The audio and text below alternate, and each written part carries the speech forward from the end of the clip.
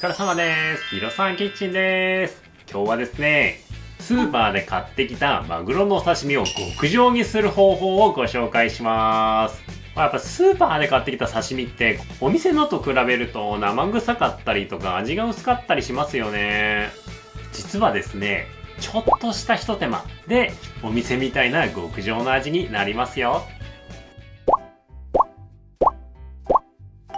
材料はこれだけです。マグロの刺身、醤油、みりん。これだけなのに美味しくなります。じゃあ早速準備をしていきましょう。はい、漬けだれなんですが、醤油とみりん、この2つだけです。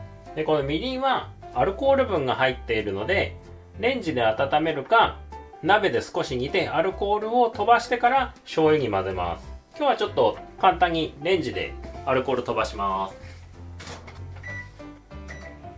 はい、レンジで飛ばしたみりんを合わせます。はい、これでタレの完成です。マグロの表面、もうこれ水でさっとでいいです。洗います。スーパーとかで買ってきたお刺身はやっぱ新鮮ではないので、表面にこう生臭みがあったりとかぬめりがあったりするので、これをこうさっと洗って取ってあげます。次はお湯ですね。お湯70度から80度ぐらいのお湯を用意してもらってマグロにかけていきます。これも短めの時間でいいです。これ湯霜って言うんですけど、お湯かけて漬けにした時に味を染み込みにくくしてます。すぐ冷水にとって火の入りすぎを防ぎましょう。冷えちゃえば OK です。そしたら次は漬けにしていきます。はい、ではこれをちょっと表面軽く水分を取ってください。でこれでじっくり調味液につけてマグロの美味しさを引き出していきます。ペーパーこれにこうくるっと巻いてもらって、これペーパーで囲むとタレが少なくても漬け込みが簡単になります。ただタレかけます。はい、このままちょっとこうタレを染み込ませてね。はい、このまま冷蔵庫で1時間ほど寝かせます。それでは寝かしていきます。はい、こちら1時間経ちました。では早速見ていきましょう。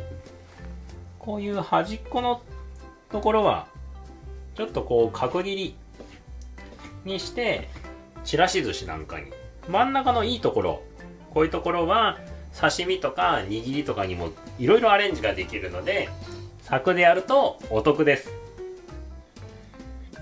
いかがでしょうか。しっかり染み込んで中もプリンプリン。では早速盛り付けていきます。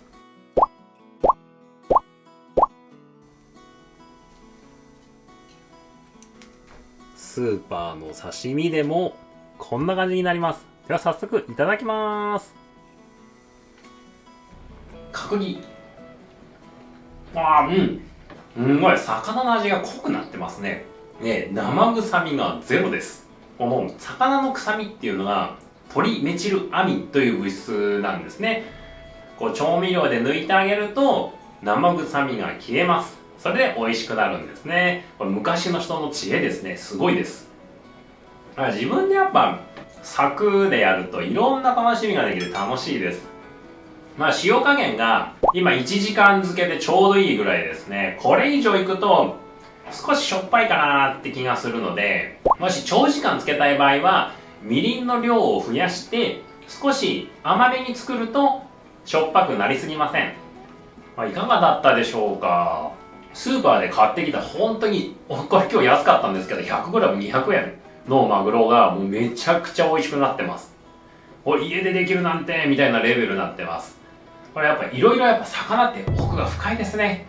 マグロの漬けこれ簡単なんでぜひチャレンジしてみてください。また次の動画でお会いしましょう。